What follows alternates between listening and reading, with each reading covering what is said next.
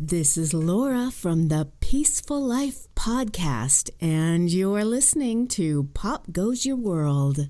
If you haven't already, subscribe on iTunes. And while you're there, please leave us a rating and review.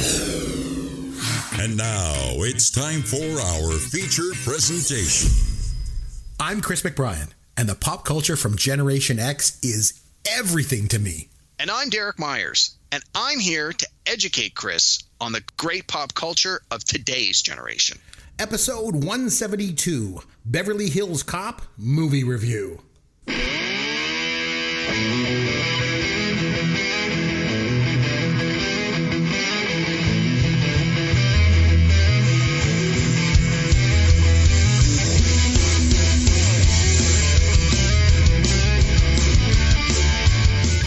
Welcome back. I'm Chris McBrien along with Derek Myers, and this is Pop Goes Your World, the pop culture podcast for the generations. Derek, my friend, how are you this week? I'm doing very well, Chris. How are you doing this week? I'm good. I'm always good. It's Thursday night. I'm recording a show with my buddy, and we're talking old movies. I love it. Things are good. Yeah, you know, I think if there's a week where you ask me how I'm doing, I'm like, I'm doing crappy. How you doing? You're like, I'm doing crappy too. I'm like, I think that's about the time we know that we should probably stop doing the show. All right, so. Yeah, it's a wrap. Yeah. All right, join us next week. Bye. Yeah, exactly. But no, all good. Yeah. I mean, as good as it can be in a world where a pandemic has locked people in their houses for the better part of a year. Happy pandemic-versary, right? It's been a year now. Unbelievable. It was a year this week. St. Patrick's Day last year was the first day I was working at home.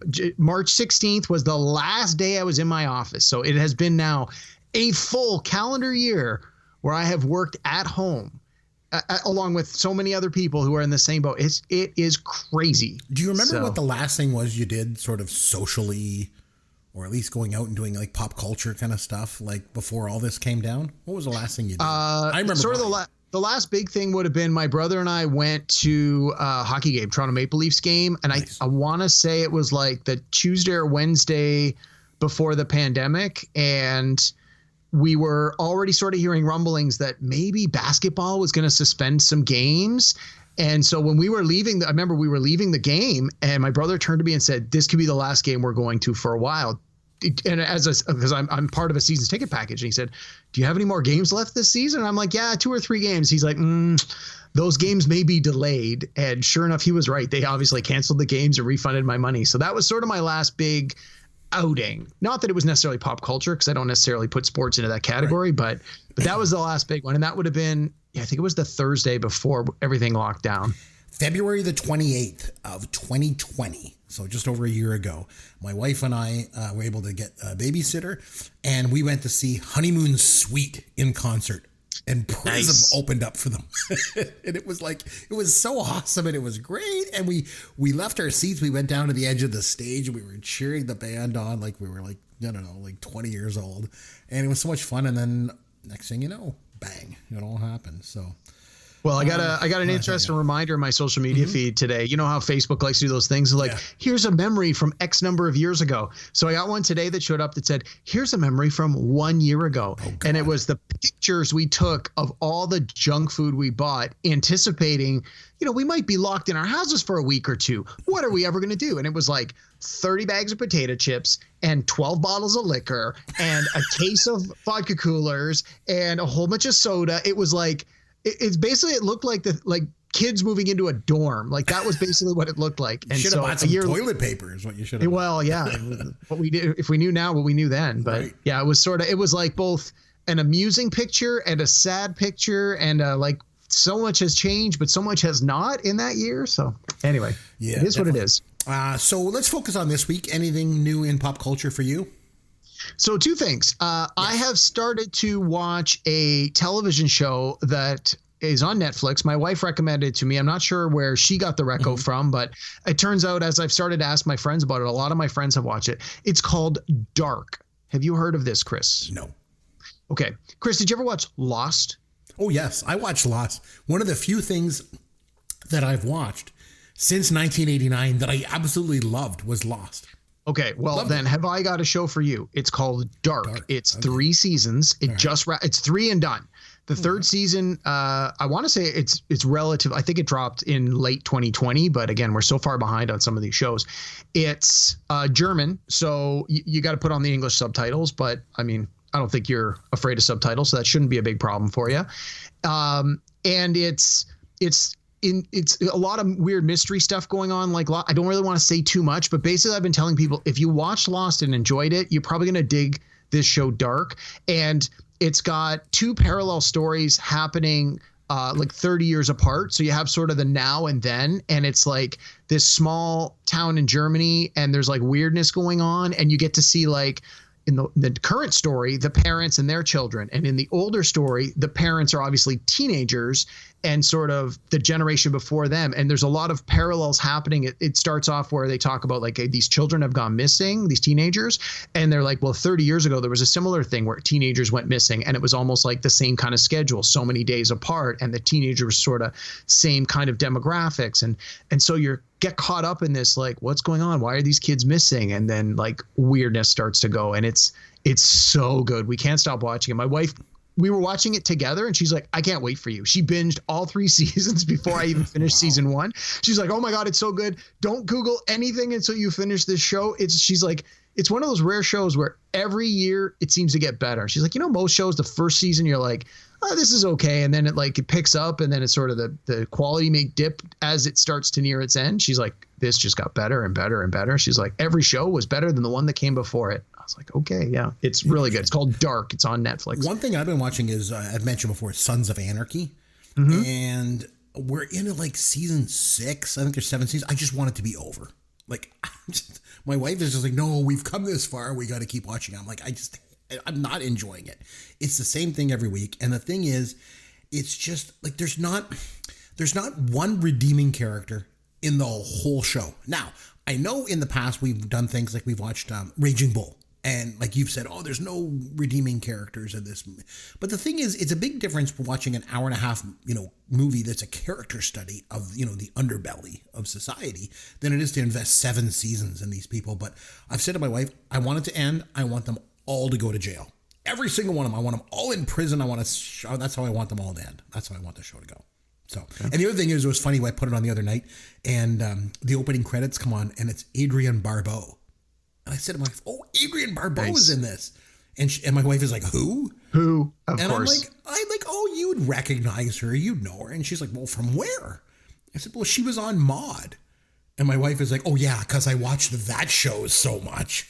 She was in the movie Swamp Thing. She did the voice of Catwoman on Batman the Animated Series. Come on. And then my wife wonders why I don't invite her on the show. I tell you. Oh, anything else going on pop culture-wise? Well, of course there was. Of course there is. I had to watch a documentary this week. For 40 days and 40 nights, he watches documentaries. He likes to learn about the world. It's Derek's Documentaries. Derek's Documentaries. What documentary did you watch this week? All right. I watched a documentary on Netflix called The Last Blockbuster. And we're talking Blockbuster Video. Oh, okay. Okay. There is still. Oh, that's right up your alley. Believe it or not, one Blockbuster Video in existence, and this documentary tracks the Blockbuster Corporation from its inception to where it is today, and the rise and fall, and the successes and the failures, and all the different people who were today. It's still. You mean like it's still? There is literally still one Blockbuster in existence that is still open, and they even had a little. It's in Bend, Oregon, and they have a little postscript at the end of the movie where they say, since they filmed the documentary during the pandemic, they are still open. They are doing curbside pickups. And so I worked at, as people who listen to this podcast know, I worked at Blockbuster Video for a number of years in the mid to late 90s. Mm-hmm. I met my wife at Blockbuster Video when she was an employee there. Many of my good friends, my best friends, worked there. In fact, I got the job because one of my very best friends got me a job at Blockbuster when I was at university. And as a movie buff, there is no better job than working at the video store. Well, I mean, back then, than working at the video store. And it was just so much fun to watch this documentary, having that background myself. And even if you're not a former employee of the great Blockbuster video chain or something like it, there is still a lot of good stuff in here. And I can't recommend it highly enough. It is super good. It's on Netflix. It just dropped this week.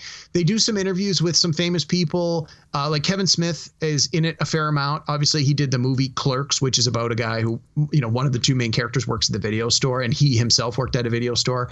And then they interview some other actors, some more well-known than others, who also had ties to either Blockbuster Video or their local mom and pop's video shops.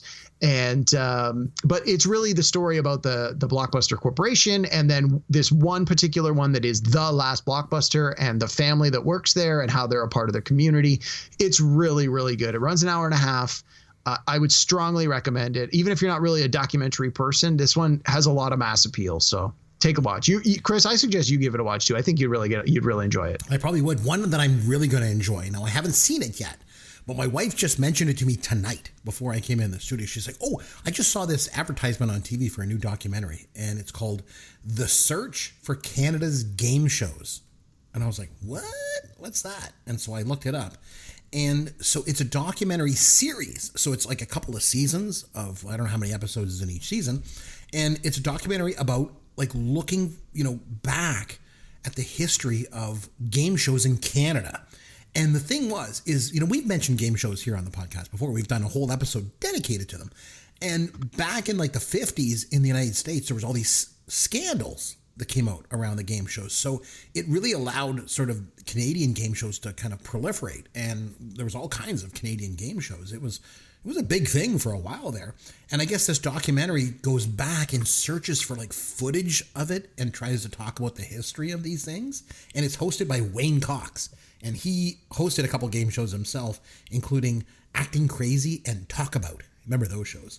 I do. And I've actually seen some of these episodes because season one came out last year. Your buddy, I believe your good friend Paul Sung-Young Lee from Kim's Convenience is on some of the episodes, isn't he? None that I've seen so far. I haven't seen all of them, but I have not seen any of the new ones. It looks like the new season is about to come out here in late March. So this looks like something that would be up my alley for sure. Yeah, for sure. No, it looks like there were 6 episodes in the first season. I think I saw the first 2 or the first 4. It looks like they came out in pairs, 2, 4, 6. Yeah, I think I saw the first 4. So hopefully they're available on demand. I'll definitely go back and put them on my watch list. But I have watched the first few. I remember when they were putting this documentary together on some of the shows that air Canadian old game shows, they actually had commercials saying, "We're making documentaries, and if you have old video footage of any of the old Canadian game shows, we want your footage. Please contact us at blah, blah, blah, blah, blah." And you can see in those first episodes, like a lot of the footage is really old and it's grainy video. Like clearly nobody thought there was any value in keeping the footage from these old shows. But yeah, no, it was a lot of fun, the ones I saw. So I think we're going to like it. Oh, I definitely would love it. The only thing I love more than old Canadian game shows is dad jokes.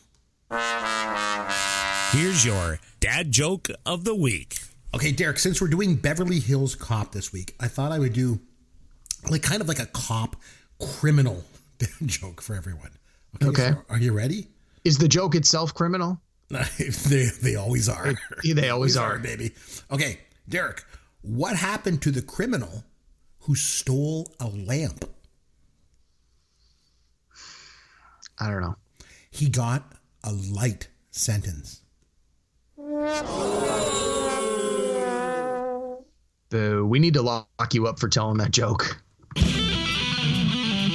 I was the only man left on the planet after the Holocaust, eh? Because you're probably drunk. That's why I just spent all my time looking for beer. Save me one of those beers. No way, eh? Experience and maturity. I gotta take a leak so bad I can taste it. I don't know how they got him to do it. You drive. There's a lot of cops around. It was a different time. No, I've had enough beer. Some of the things from the early 80s, it's hard to relate to them now. Oh, come on. That's some funny right there. I love listening to those things. It always makes me laugh. I don't know. You love laughing at your own jokes, bud. It's just all those like quotes of like, we're so Canadian. Okay, so it was over to me this week, and I had the privilege to choose our movie to review. So in light of the fact that Coming to America 2 debuted on the streaming services, I decided to go back and find an actually good Eddie Murphy movie. And we already did Coming to America. We did Coming to America on a previous show. So I decided to go a different way. So I went with 1984's Beverly Hills Cop. So your initial thoughts, Derek, you got a chance to go back and watch this movie. Had you seen it in a long time? What'd you think? Does it hold up? All that stuff. Just your overall, just like a quick take, and then we'll kind of dive into it. So I had seen it before. I think you're going to be hard pressed to find someone in our age demographic that has not seen this before, because it's a great movie for a lot of reasons. I hadn't seen it in its entirety, start to finish, in I gotta say probably about 5 years ish, give or take. It's on TV. It's on some of the pay channels from time to time, and you might be like, oh, I'll watch this little scene, but more often than not, it always seems to run on channels that edit the swears out, and it's like, you can't watch an Eddie Murphy movie from the 80s where they're going to bleep out the swear words. Half the movie is bleeps. But no, I mean, I've always enjoyed this movie. It's got a lot of good things going for it. I hadn't watched it in a while. I hadn't watched it with that sort of critical eye that we do for the podcast in quite some time. So when I watched it again this week, there were certainly some things that I picked up on that maybe I had not been as aware of the last few times through. The first time I ever saw this was on home video, because it came out in 1984. I would have only been 10 years old. I was certainly not going to get into a theater to see it. I want to say it was probably like 1987, 1988-ish, before, like, I would have been probably about 13, 14 the first time I saw it, because I seem to recall seeing part 1 and part 2 like on the same day for the very first time. So that sort of was my introduction to this film franchise, if you can call it that. Mm-hmm. I've always been a big fan of Eddie Murphy. I've always been a big fan of his earlier stuff. I just, something about being a young kid watching a movie where the main star is saying bad words through the whole thing, that appealed to the 13-year-old me. And, even all these years later, there's certainly a lot to like about Eddie Murphy's performance and about his character and about this movie. But I'm sure there are some little details that we'll nitpick about. But overall, I mean, I've always enjoyed this movie. I think it's good, and let's talk about it. So my take on it, this might be one of the best movies to come out of the 1980s. I think it's one of those movies that gets forgotten a little bit. Like, when you look back on the decade, I'm not just talking about comedies here. I think it's one of the very best. So it was directed by Martin Brest. It was nominated for an Academy Award. I don't know if you know that. I looked that up. Yeah, I was really surprised. I thought, it's got to be for the music. And I was a little surprised that it was for the writing. Best original screenplay, which is interesting to me, because that's the one area of the movie that I think is lacking. It's kind of a formulaic script. Like, I think when he goes to California, the whole movie could have been this commentary on, American views of race and culture and class. But it kind of just goes for a lot of cheap laughs. I think the script is one of the weaker parts of the movie. Well, I got to think that given who Eddie Murphy is, and given where he was in his career at this point, like, by now he had put out 48 Hours. He'd been on Saturday Night Live for a number of years. Like, he was not the super duper superstar that he became, but he was certainly moving in that direction in a real hurry. And I got to think that a tremendous amount of this is him being taken off the leash and allowed to improv stuff. Oh, it was, because the movie was originally written for Sylvester Stallone to star in. Yeah, I'd heard there was wasn't part of the script. For sure. I think you're right. Eddie Murphy definitely worked, a bunch of things into this. We improvised his scenes, but I feel like it could have played a bigger part of the movie. I don't know. Anyway, it had a budget of $13 million and it grossed $316 million at the domestic U.S. box office. And if you take a look at the box office for a minute, the movie was released on December the 5th, 1984. So you can't just look at the 1984 box office, because it's just, like 3 weeks worth there. But even just considering the 3 weeks that it was in the box office of 1984, it finished 7th overall. And as we go back and look at the 80s and some of these, the box offices, God, there was good movies back then. So 1984, Ghostbusters was number 1. Indiana Jones and the Temple of Doom. Gremlins kind of surprises me, was number 3. The Karate Kid. I've been watching Cobra Kai too, by the way. Mm-hmm. Love it. Police Academy, Footloose, and Beverly Hills Cop. So lots of great movies. Romancing the Stone was in the top 10. That's another movie you got to do sometime. even Bachelor Party was number 18. So it's really good. But if you look at 1985, that's when it really made its money because it was in theaters a lot longer. It was the number 2 movie the next year. Back to the Future was number 1. Beverly Hills Cop was number 2. Rambo, First Blood Part 2, Rocky 4, Cocoon, and Witness, and then the Goonies kind of round out those movies. But the thing with this movie was, this was the first of 7 Eddie Murphy movies in a row to open up at number 1 at the box office. Derek, any chance you could think of what the other 6 of his movies are? Number 1? So this one started the run. This was the start. Okay. This was the start. So this movie opens at number 1 at the box office. Okay. I don't think I'm going to get all 7, but I'll give it a try. So Beverly Hills Cop. Just 6. Beverly Hills Cop 2. Do I need them in order? Or you just want them? No, just one. So Beverly Hills Cop Part 2 is, Beverly Hills Cop 2, Coming to America. Yes. Trading Places after this? No, it was before this. Before that? Okay. 83. Harlem Nights? Yes. That's 3. Vampire in Brooklyn? No. No. Okay. I'm trying to think of what he did after this. So he had another 48 Hours. Another 48 Hours, yes, was the last one. The first 48 Hours was before this one. Mm-hmm. So Trading Places was before this one. So that's 4. So there's 2 more. Okay, hold on. Let me think. One was greatly considered to be a bomb, and it was a bomb, but it opened up at number 1. Wow. You know what? I'm not going to get them. That's okay. It was The Golden Child. The Golden Child came out after this, opened up at number 1, and then tanked. And then the other one, a lot of people forget because it was a concert film. It was Raw. Oh, yeah. I just, for some reason, assumed that was before this, but... No. And the other thing that's interesting about this movie was it was the highest grossing R-rated film for almost 20 years. Beverly Hills Cop was. Was it dethroned by The Hangover? It was dethroned in 2013 by The Matrix Reloaded. Oh, wow. Okay. R-rated film. Amazing. So one of the things I want to talk about in this movie is the cast. The cast of this film is absolutely perfect top to bottom as far as I'm concerned. I agree. So I have a question for you. All right. Are you ready? What do the following have in common? Sylvester Stallone, Mickey Rourke, Jeff Bridges, James Caan, Billy Crystal, Robert De Niro, Harrison Ford, Richard Gere, Mel Gibson, Gregory Hines, Michael Keaton, Nick Nolte, Al Pacino, Richard Pryor, Dennis Quaid, Kurt Russell, Arnold Schwarzenegger, John Travolta, Robin Williams, and Bruce Willis. What do they all have in common? Any guesses? I'm guessing they were all either considered or offered the part of Axel Foley and either turned it down or just didn't want it. They were all considered for the role of Axel Foley before Eddie Murphy. It's craziness. Unreal. You could not picture anyone on the planet playing Axel Foley other than Eddie Murphy, but all of those. Well, it would have been a very different movie. Well, and Sylvester Stallone was the big one. He was like the movie was almost written for him, and didn't he go and do Cobra sort of around the same time? I think he had his own ideas of how the movie was supposed to work, and he's like he couldn't get it done, and he's like, well, I'm going to go do my own movie, and he did Cobra. I think that the filmmakers kind of realized he was wrong for this movie and kind of edged him out, and so he took some of his ideas and went and made Cobra. And I think that's exactly what happened. But Eddie Murphy, oh my God, one of the most absolutely bankable stars of the early to mid 80s. From his debut in 48 Hours to Coming to America in 1989, man, this guy was a big draw at the box office. Like, the guy had talent, he had charisma, he was, a big movie star, and man, was he fun to watch.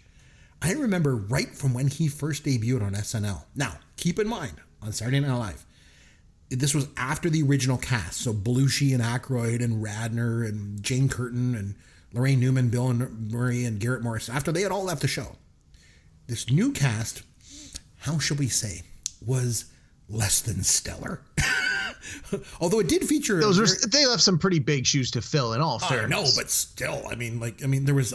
Julia Louis-Dreyfus was a bit of a standout, and Joe Piscopo was pretty popular. Mm-hmm. And Gilbert Gottfried was definitely super original, but the cast just wasn't very good. And then there was this rookie writer on the show, Eddie Murphy. And he wasn't originally a cast member, right? He was a writer. And then one show, they had him come out and do an appearance on Weekend Update. And he was so good and so popular with the audience that he was promoted to the main cast. And he basically, I would say he helped save the show from being canceled. Oh, absolutely. God, it was awful after that original cast left. And, as we mentioned, his movie debut was 48 Hours with Nick Nolte. And although Eddie Murphy's known for comedy, 48 Hours isn't really a comedy. It's got funny parts in it, but it's basically a violent cop movie. And Beverly Hills Cop is a bit more of a comedy, but it's kind of a comedy drama, really, with a lot of violence. I would call this more of like an action comedy. Yeah. But I tell you, Eddie Murphy cemented himself as a movie star with this role. And it was funny because he was originally set to star in Ghostbusters, but he backed out of that movie in order to do Beverly Hills Cop. So Ivan Reitman had to recast Ernie Hudson in Ghostbusters. But I think both movies did just fine. Better off. And I mean, hey, I never had any issues with Ernie Hudson, but I got to think that role would have been a little bit restraining for Eddie Murphy, because the character of Winston doesn't come into Ghostbusters until like almost an hour into the movie. Halfway through the movie. Yeah. And the thing was, it's almost like what we mentioned last week with Caddyshack, how Bill Murray came into that role and basically took over the movie. Yeah. I think the same thing would have happened with Ghostbusters, with Eddie Murphy, because he would have improvised, his scenes would have been fantastic, and he would have become a bigger part of that movie.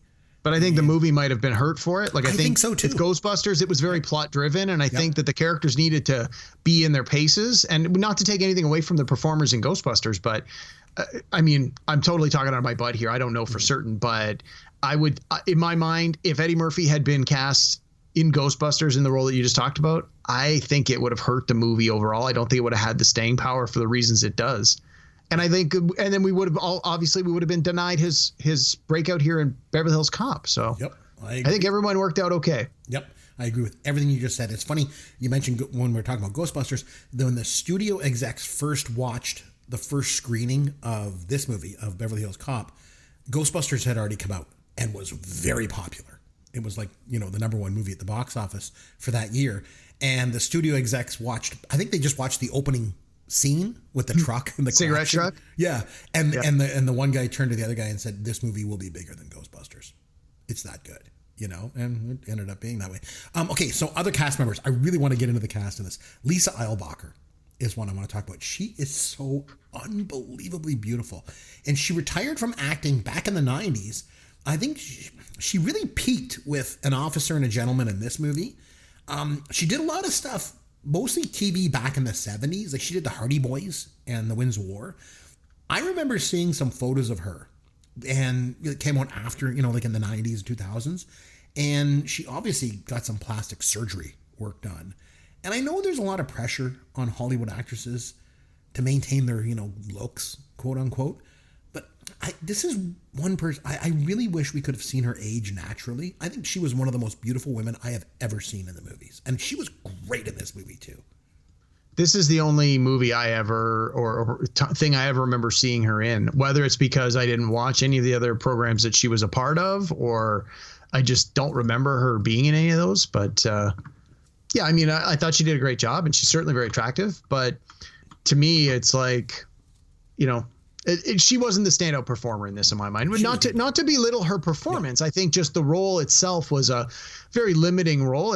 She's only in a few scenes, but I do think that she had sort of that good rapport with Eddie Murphy, where, you got to think, anytime Eddie Murphy's in a scene, all eyes are on him. Like, he's running the scene, and it takes some chops to sort of keep up with him and not just be overwhelmed by Eddie Murphy in a scene where maybe he's not supposed to be the main guy in that scene. So from that point of view, I think she did a good job. I like subtext in scenes, and I think that the scene with them, like the way that the script is written, they're friends. And they've been friends for a long time. But there was a subtext going on with their scene together. There was a lot of chemistry, and it made you wonder if they had some sort of relationship or something.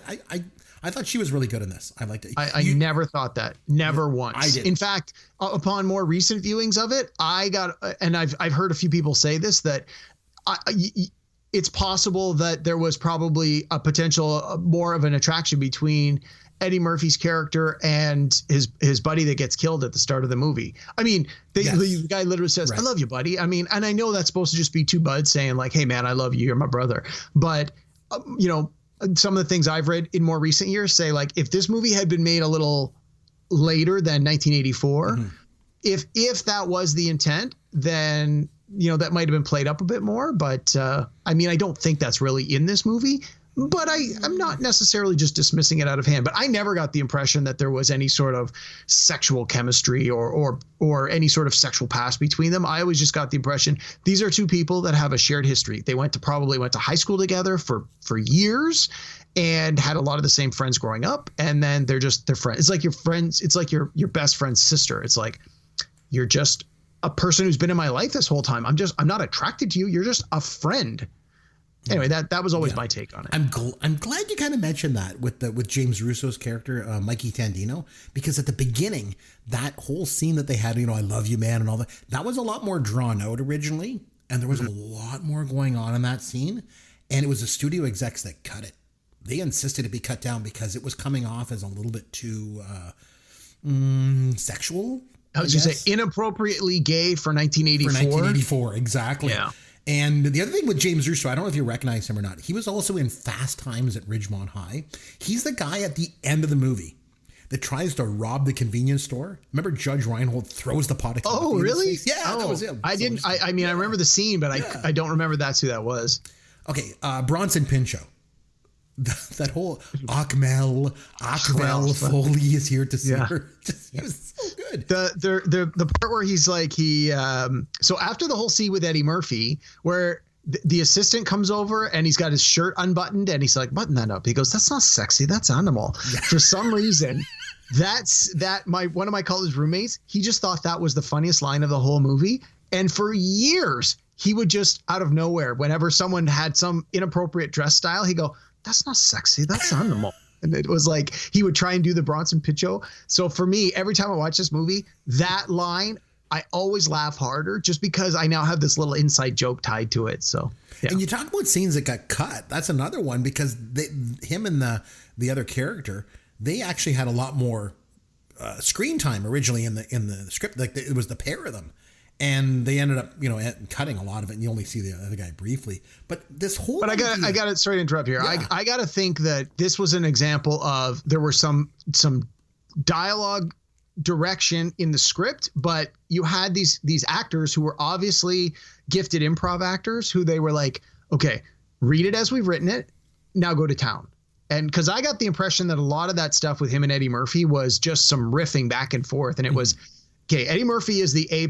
You're not gonna beat him, but Bronson Pinchot did a pretty good job of keeping up with him for even those 2 or 3 minutes they're in the scene together. And it's funny the way that they portray homosexuality in movies back in the 80s was so skewed. It's like they always felt they had to play it for laughs, with mainstream audiences. So but I really liked Bronson Pinchot. That like when he uses that line, "Don't be stupid." Yeah, because that ended up becoming "Don't be ridiculous" when he did Balky, on Perfect Strangers. Stephen Burkoff played Victor Maitland perfectly. That guy always plays a villain. Perfect. Remember him in Octopussy, and he was also in Rambo: First Blood Part 2. Jonathan Banks, I want to mention because he was more recently, obviously, in Breaking Bad, where he was Mike, that kind of bodyguard kind of guy, whatever he was. And I always remember him from that old show. I always remember him from that old show, Wise Guy, with Ken Wall. Jonathan Banks played the handler. He was the only guy who knew Ken Wall was an undercover cop. That's how I always remember him, because that's the first time I remember seeing him on screen. See, I remember him from this and 48 Hours. He had a small role in 48 Hours. He was I don't remember him in 48 Hours. Who else? John Ashton, I thought was great. Taggart. He was great in Some Kind of Wonderful as the dad too. But in this movie, the scene where him and Judge Reinhold talk about, remember the 5 pounds of undigested red meat in their mouths? They're in the car, yeah. And the thing is, that scene came from an improv scene. So when they were doing the auditions for this movie, they took those two and they put them together and they said, improv. Just improv and pretend you're like an old married couple. And that's what they talked about. 5 pounds of undigested red meat, and they ended up using it and putting it into the script. I thought he was great, and then of course his fellow actor in that scene, Judge Reinhold. So, man, where do you start with him? I know totally where you're going with this, and I'll let you have your piece before I step on it. For sure, Fast Times at Ridgemont High. Obviously Brad Hamilton, and then he became the king of straight to DVD movies. Oh my God, did he ever? Oh my God. But I tell you, he's a really important part of this movie. And as much as this movie is about Eddie Murphy, if you think about it, it's actually Judge Reinhold that's the Beverly Hills Cop. That's the title of the film. I disagree, but you've gone down this road before. Have your say, and then I'll tell you why I disagree. Well, that's what Eddie Murphy even says. He's like, hey, this is Billy. He's Beverly Hills Cop. You know? Which yes, you're absolutely right in that the dialogue in the movie when he introduces Billy to Jenny Summers is he says, this is Detective Billy Rosewood. He's a Beverly Hills Cop. Yes, that line is spoken, but I don't believe that it's intended to denote that it is a literal, this is the Beverly Hills Cop in the title of the movie. To me, that moment, it made Judge Reinhold an important part of this movie. I really thought it did. I want to mention too that behind the scenes, Judge Reinhold and the director, Martin Brest, they really had their moments together. Remember the part near the end when they go to Victor Maitland's mansion and Judge Reinhold jumps up and he's like, police, you're all under arrest. Yeah. Such a funny line, like a great, especially in the context of the scene. He didn't want to do it that way. He didn't like the script and he kept changing the line and he would stand up and say, freeze. And it was just pissing off the director. So they actually fought about that scene. You know, the director got his way. He did it the right way. But I thought Judge Reinhold, I don't know. I thought he was great in this movie. He was great in Fast Times at Ridgemont High. But what's your take on it? You got something to say about it. So, I mean, I agree with most of what you said about Judge Reinhold. I think in this movie, he's great. I like that in the sequel, obviously I'm not talking about the sequel now, but in the sequel, his character has an evolution because time has passed. And if we ever do the sequel as a thing on this movie, we can talk about it in more detail. You know, he's obviously been in some other great movies. He was great in Fast Times at Ridgemont High. But to your point, his career sort of plateaued very quickly. And it seems like based on his IMDb, like he's worked, but this was sort of the pinnacle after Fast Times and this, like he did some so movies that clearly his, you know, whether it was he was making bad choices, whether it was he had, you know, angered the wrong people, who knows. But going back to your comment about him being the Beverly Hills Cop of the title, I mean, I think you're reading too much into it. I think it's, in my mind, and I think most people would agree, the Beverly Hills Cop in the title is Eddie Murphy. The idea is that and if you even look at the way the font on the front of the movie is, the Beverly Hills part is written in one way, and then the cop is written in like a totally different font. You know, and I think that's supposed to represent that Eddie Murphy is this fish out of water.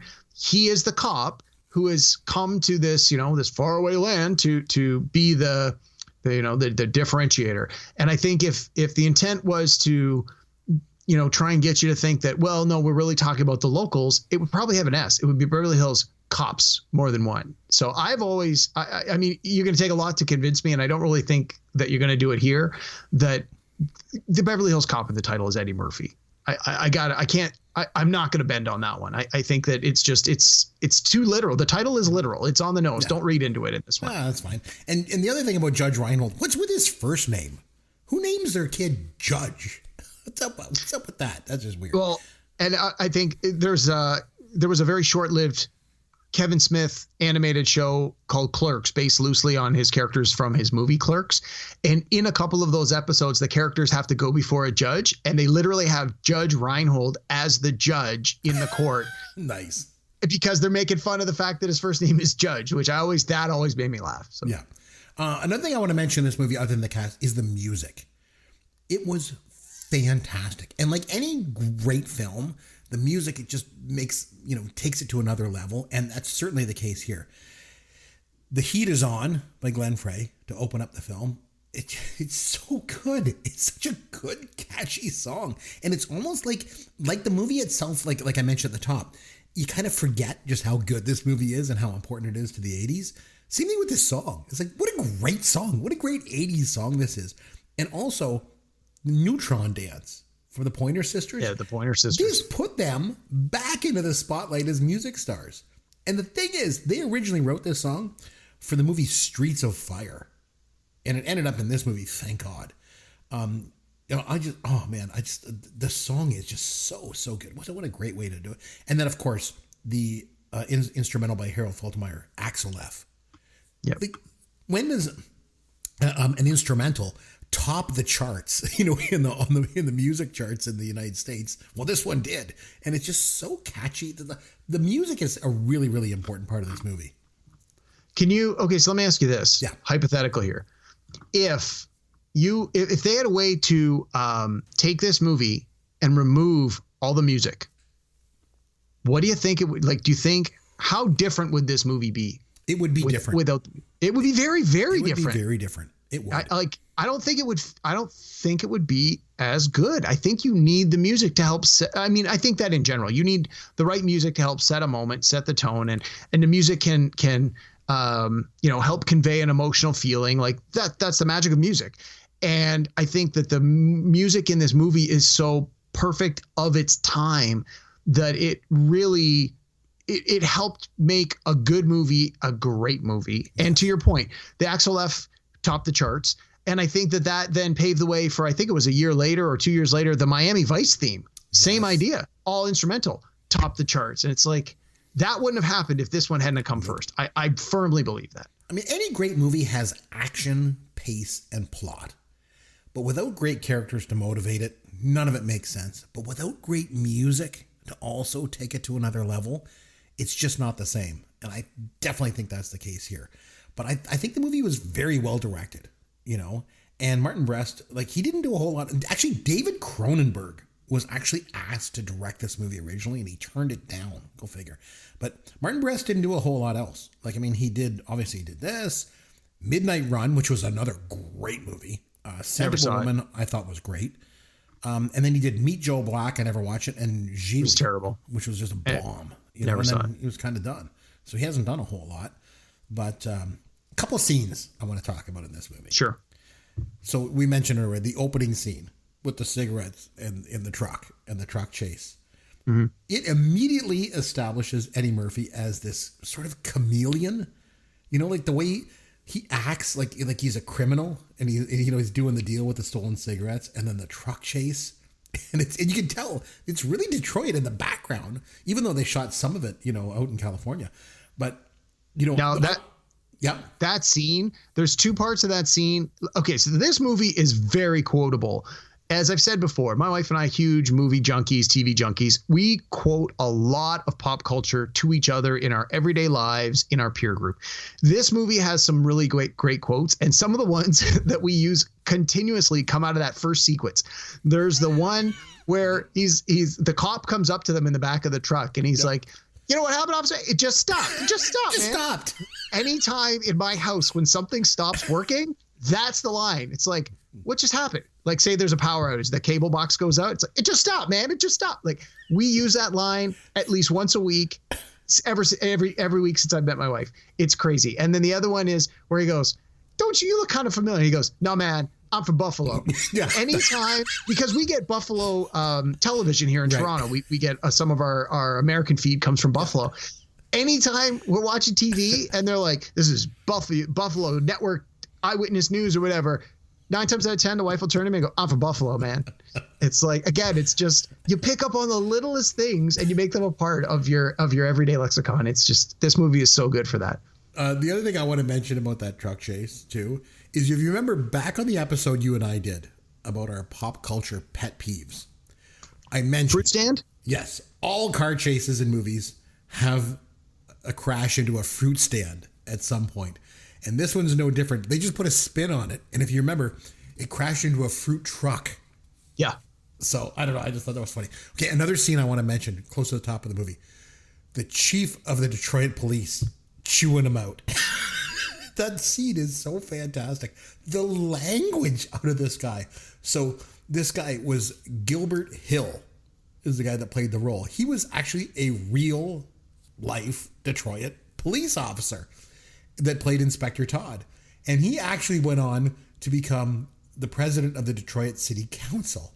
And he was so good. He was so good in that whole scene. And then also, you got the scene while he's just chewing him out.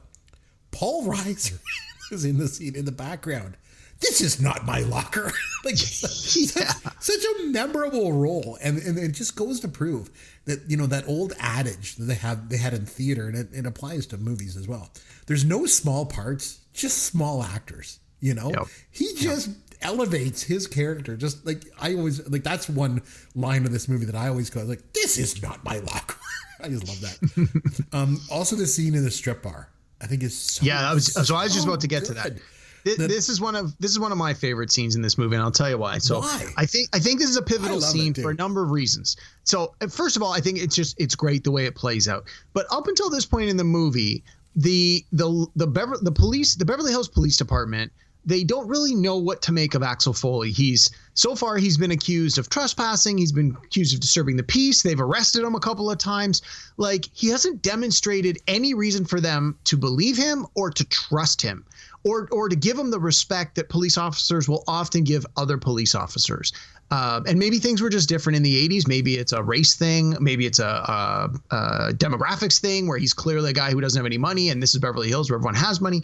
But in this scene in the strip bar, this is sort of the first time where we as the audience get to see Axel Foley, the police officer, talking about police stuff with other police officers. And it's sort of his first opportunity. Like, he starts saying, I broke into the warehouse and I found these coffee grounds and I see this and I see that. And he starts to lay out for Taggart and Rosewood, like, what's been going on. But then on top of all that, he notices these two guys that are coming in to rob the strip bar. And so it's this combination of not only am I a detective and I'm doing the legwork to figure out what's happened on the murder of my friend and this drug smuggling and everything else, but in the moment, his instincts are good enough that he's able to just look around and pick up these little details, as any good police officer should be able to do. When you see something that's just a little bit left of center, it draws your attention. And that's not to say that when someone stands out in a crowd, they're up to no good, but it's these kinds of things that a trained professional in a career like a police officer, in a career like a detective who is clearly a distinguished detective, these are the little things that separate you from being an okay cop to being a great cop. And this is the first time that we as the audience are seeing Eddie Murphy in action. And then after the whole scene plays out, what does he do? He tries to give credit to the officers, the local cops, because he realizes this caller isn't really going to make or break it for him. He's not there to try and win over these guys, but he knows that if they can get the credit for this caller, that'll look good for them. So again, now you've got this too, right? Yeah, you've got this brotherhood here where he's doing the opposite. Those guys have not necessarily given him the respect that he would hopefully deserve, as if nothing else, as a fellow police officer. But he's now trying to show them some love by saying, like, oh, I didn't know what was going on. I was there and they followed me in, and because they saw this was going on. And then, of course, the cops, Taggart and Rosewood, they're like, no, that's not what happened. Yeah. And then they have to begrudgingly admit to their superior that Axel Foley has actually done some good police work. And if it wasn't for him, things could have gone a lot worse. So I think this is a very, very important scene in the movie. And I really I think it's a great scene in general, but I think it's a very important scene to the movie. Yeah, and like you mentioned, he's not just a great cop. He obviously has great instincts. And then I love when, like you mentioned, they get back to the precinct and the chief asks for the explanation, and he gives them the story about how Rose super and cops are super cops. And that's where it really endears his character to them. Yeah. But the best part about that scene is John Ashton, if you remember, has his head down and he's pinching the bridge of his nose. He's laughing. Actually laughing. He's laughing the whole time of the scene. And if you go back and watch it with that in mind, you're like, oh yeah, he is. He's really laughing.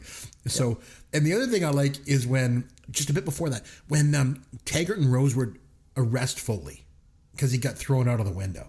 Yeah. And he's like, what do you get for getting thrown out of a moving car? Jaywalking. Yeah. But so Foley curses at them, right? And Taggart punches him in the gut. I have a question for you. Yeah. Does this scene play any different in 2021 than it did in 1984? And the reason I ask that is because there's been a lot of publicity, regarding cops, and people of color. And I know even though Foley's a cop, I wondered if that scene plays any different today than it did back then. It has to. I mean, Yeah.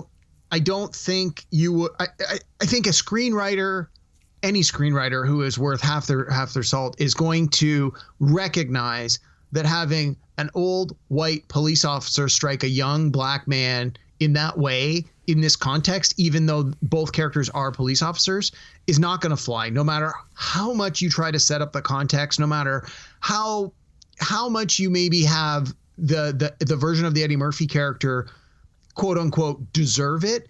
It's not. You're not going to do that. You're going to set that scene up differently.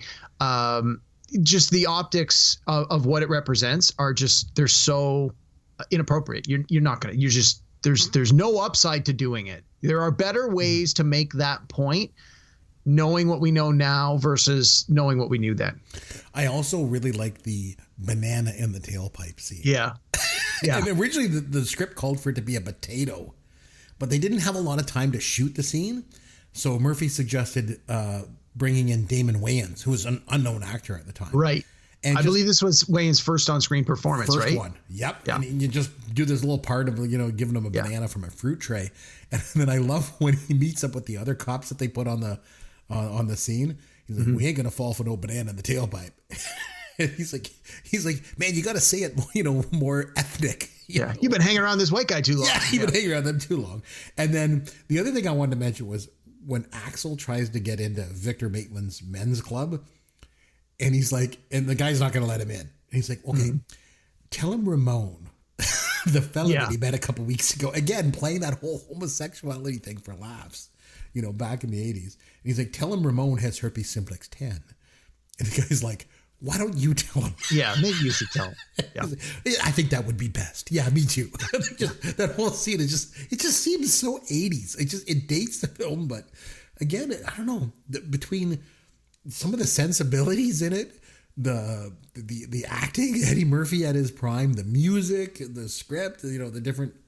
I think this is an absolute gem of a movie from the 80s. I think it's just, in a lot of ways, I think it's forgotten. Just to go back to my original point, because I think when people go back and think about great movies from the 80s, this one doesn't always come into the conversation, and it should. It really, really should, because it is absolutely fantastic. From start to finish, it's got great action. Eddie Murphy just runs the show. Great, dialogue. It's not just a comedy. There's action in it. There's quite a lot of violence and gunplay in it. Great movie. Just an absolute great movie. I think it's just a forgotten gem of the 80s. Yeah, I got to agree for the most part. I think, well, not for the most part. I do agree. I think this is a great movie. I really enjoy it. I enjoyed it a lot when I rewatched it. I even found, so when we did Caddyshack a few weeks ago, I said one of the problems I had with Caddyshack when I just watched it was I didn't laugh out loud as much, funny, largely because I'd seen Caddyshack so many times. I knew all the jokes. With this one, again, I know all the dialogue, I know all the jokes, but I did still find myself laughing, and I did still find myself smiling and feeling feeling the humor of it and enjoying it more than I did when I rewatched Caddyshack. I think with this one, with Caddyshack, the challenge I had was there were certain scenes and certain characters I just sort of went, I don't really care about these characters. I found with this one, there was really no characters. There's no parts of this movie. Sometimes you watch a movie and you go, oh, it's at the blah, blah, blah part. Okay, well, I'm just going to let it run for 10 minutes while I go to the bathroom and get a snack and get a drink and come back. Or even you're like, I'm just going to skip this part. I find this movie doesn't really have anything like that. There aren't any slow parts where you're like, well, I'm just going to skip this part. If anything, I feel the only part that I might fast forward through is the shootout at the end, just because to me, it's like, okay, I know where this is going. They got to have this big shoot 'em up. And it's not really like there's no laughs in that part. That's sort of the action culmination of the film. But no, I agree. I think it's a good movie. I think it's a great example of an 80s movie. The score alone denotes it as an 80s movie. It's definitely got the fact that it's like Eddie Murphy in his prime is a huge win for this movie. It's unlike some of the other older movies, there's not a lot in here that is sort of cringeworthy when you look back. The fact that they use homosexuality as a punchline is certainly a problem when you look at it through today's lens, but in the moment, in its time, people laughed at that stuff. And it was certainly, like you said, Eddie Murphy, when he pretends to be the gay guy in the club, it's played for laughs. But it's done in a way like where it's really over the top, which is not to say that that they would play it that way today. But to me, that was sort of the only thing that stood up as a little bit of a problem. And other than that, and the fact that it's like, it's all dudes. It's the cast is all men. You couldn't make this movie today and have one female character. Like, there were so many of these roles. Like there's the two partners. You could have easily made one of them a woman. There's no reason that it had to be two guys, except that in the 80s, everything was all men. That's what it was. Yeah. Yeah. Which is not to excuse it. It's just that, it's a fact. But this is one of those ones, you always sort of say, well, if they remade it today, what might you change? Or if they were to reboot it today, what would you change? I think, if you're going to keep the main character as a black man, you have to introduce more women in the Beverly Hills side of the story. If you're gonna sort of follow this same model. But yeah, otherwise I like this movie a lot. And I mentioned sort of at the end of the last podcast when you suggested this, as much as I like Beverly Hills Cop, I love Beverly Hills Cop 2. I think the sequel is better than the original. And I think down the road we'll have to watch it. That's a good point. I don't know if it's better, but you got me thinking, because you mentioned, like you said, at the end of the last show. And I was thinking about it, and I thought, if I could go back and do our sequel show that we did, years ago, I might actually include Beverly Hills Cop Part 2. I really it's very strong. Very good. It's very good. Yeah. And for a lot of it's better than the original, but it's really, really good. Personally, I mean, you're going to ask me to give this one a score out of 1 to 10. I got to give Beverly Hills Cop probably an 8 or maybe even an 8.5. Like it's that good, but I think Beverly Hills Cop 2 will always be a half a point or a point above. So if I gave this one an 8, I would give Cop 2 a 9. That's how I definitely think the sequel is better, but that's not to take away from this first one. I think this first one is great. I'm going to give it an 8. An 8? I think I would go with a 9. This movie has a little bit of everything, and it's better than what I remember it being. So I will give it a 9 out of 10. On that note, let's have some fun with Caveman. All right, my friend, it was my movie, so it's over to you for trivia this week. What do you got? All right. So this movie is called Beverly Hills Cop, and yes, it is. It may surprise you to learn there have been a lot of movies with Beverly Hills in the title, like way more than you probably think. So I'm going to give you the description of, I think I've got 10 or 11 movies here. All of them have Beverly Hills in the title. And all I want you to do is give me the title of the movie, knowing that part of it is Beverly Hills. And I'll tell you now, none of the movies are just called Beverly Hills. Okay. Some of these movies were not great movies and probably weren't widely distributed. So there's going to be a few you're just not going to get. But I tried to give you the names of at least 1 or 2 cast members in just about every one of these.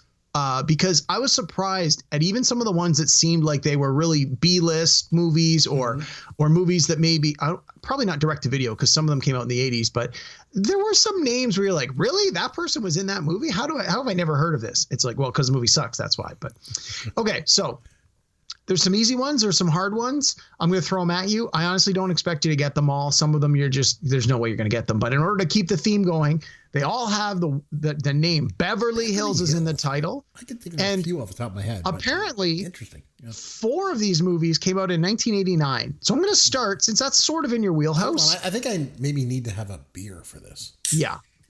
I'm not doing the trivia this week, so I get to relax. So there you go. Hit me with it. So the first 4 movies I'm going to give you all came out in 1989, and they all have Beverly Hills in the title. All right. Okay. All right. Here we go. First one from 1989.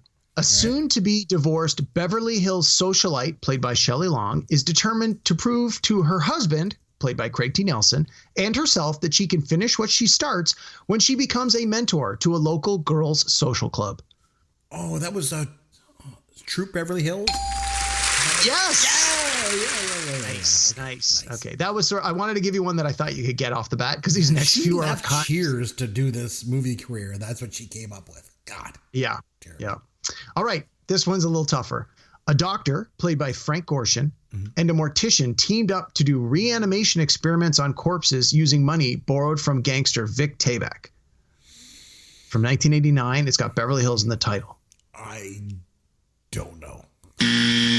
It's called Beverly Hills Body Snatchers. Okay. I know how big a fan you are of Vic Tayback, so I thought, oh, well, maybe Chris has seen this. I like Vic Tayback. I didn't know he did any movies other than. Neither did I. I was shocked to see him in the IMDb. All right. Who knew? Here's another one that you're probably not going to get. It's also from 1989, but it had a slightly bigger cast. A rich young boy, played by Peter Billingsley, arranges to be kidnapped so that he'll get more attention from his parents, including Martin Sheen. Oh, that almost sounds familiar, but I don't think I know the title. What is it? It's called Beverly Hills Brats. Okay. Okay, here's the fourth and final one from 1989 before we move on to 89 had so many. All these Beverly Hills ones. Crazy. I think Beverly Hills 90210 had just come out, and so they're like, we're cashing in on this Beverly Hills thing. So, okay, from 1989, the president's daughter is held for ransom in Beverly Hills by a group of Middle Eastern terrorists. Retired Special Forces agent and karate master Hack Stone, played by Frank Stallone, is sent on a risky operation to get her back. Frank Stallone? I don't know. It's called Terror in Beverly Hills. Of course it is. Baby. Okay, here I got a nice easy one for you here. All right. Okay, this one's from 1986, right in your wheelhouse. Okay. A rich but troubled family, played by Richard Dreyfuss and Bette Midler, find their lives altered by the arrival of a vagrant, played by Nick Nolte, who tries to drown himself in their swimming pool. I like this movie, actually. It was Down and Out in Beverly Hills. Yes. I've never seen it, but I've heard good things. It's quite good. Yeah. Okay. I know you have definitely not seen this, but hey, you sometimes you know some weird stuff. Mm-hmm. This one's from 2008, so totally not in your normal wheelhouse. It isn't, no, but go ahead. While on vacation in Mexico, Chloe the dog finds herself lost and in need of assistance to get back home to Beverly Hills. Oh, Frank, I think I know this only because I've got little kids. Is it Beverly Hills Chihuahua? Yes! Oh my God! See, I thought you might have got that one. Nice. Oh man. Nice. Okay. Having kids paid off finally. This is another one I think you might get. It's from 1993. Right. It's an adaptation of a classic television show of the same name, in which a redneck played by Jim Varney strikes oil and moves his family to Beverly Hills. Now, I haven't seen this movie, but I know the original show. It's the Beverly Hillbillies, right? Yes. All right. Now we got a few that are a little tougher for you here. I'm sure. This one's from 1991. A group of embittered ex-cops, including Ken Wall and Matt Frewer, use a chemical spill to raid the banks and homes of Beverly Hills. Don't know. It's called The Taking of Beverly Hills. And that's our second Ken Wall reference of the night. Like, holy cow. All right. I think you're going to get, I got three more. I think you're going to get them all. Okay. This one's from 1997.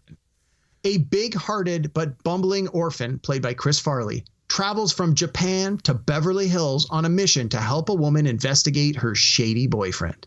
I remember at the time watching this movie, thinking that he was really funny, and I thought he'd be good, and this movie was horrendously bad. It's Beverly Hills Ninja, right? That's correct. Yeah. And you're right. It was pretty awful. It had a few memorable scenes, but not worth the 90 minutes to get there. No. Yep. All right. From 1998. The movie came out in 1998. Okay. My clue begins. In 1976, a lower middle class teenager played by Natasha Lyonne struggles to cope living with an erotic family of nomads played by Alan Arkin and Marissa Tomei on the outskirts of Beverly Hills. I have no idea. It was called The Slums of Beverly Hills. Okay. Apparently it was a pretty big hit. Again, I haven't seen it, but I heard it was quite good. Okay, last one. Orange is the New Black. I remember her. She was really good. She was in American Pie, too. Oh, yeah. We watched that one for this podcast. Yeah.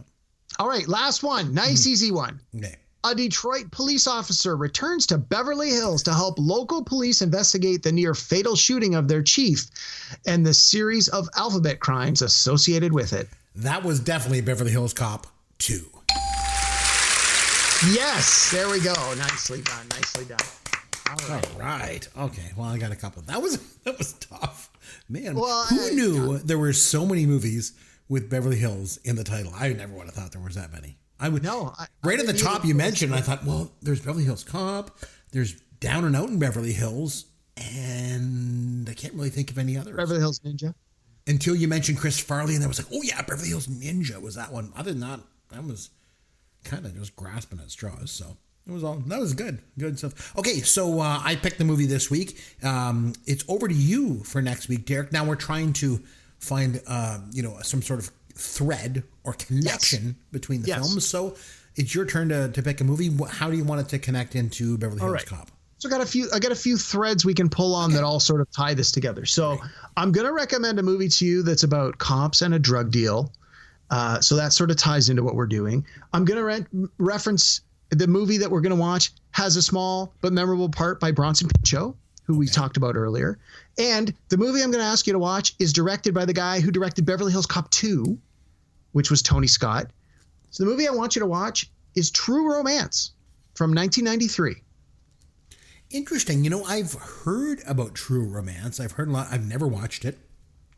Oh, good. I wasn't sure if you had seen it or not. I'm glad you're coming to it fresh. I love this movie, and I love Tony Scott as a director. He's one of my all-time favorites. Isn't there a Tarantino connection with that movie? Yeah, he wrote the script. He wrote it. Okay, so yeah, no, I've heard lots about it. I've never seen it, so this is a great opportunity for me to watch this and to come back and review it. So hey, that'll be awesome. Great.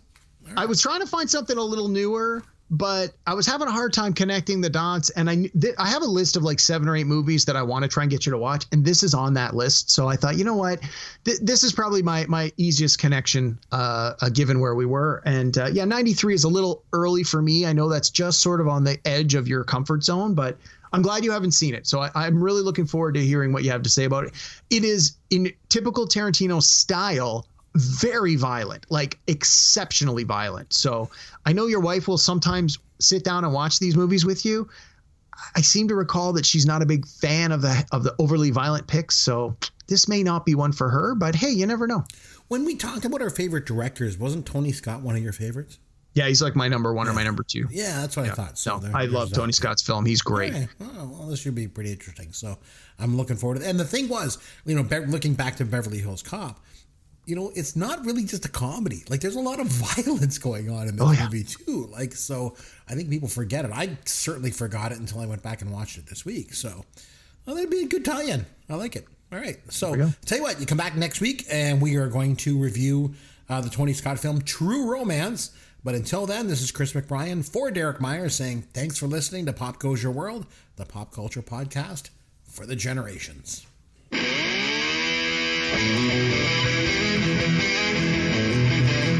Thanks for listening to Pop Goes Your World. You can contact Chris and Derek at popgoesyourworld.com. Please take a minute and review the podcast on iTunes or wherever you download and listen to the show.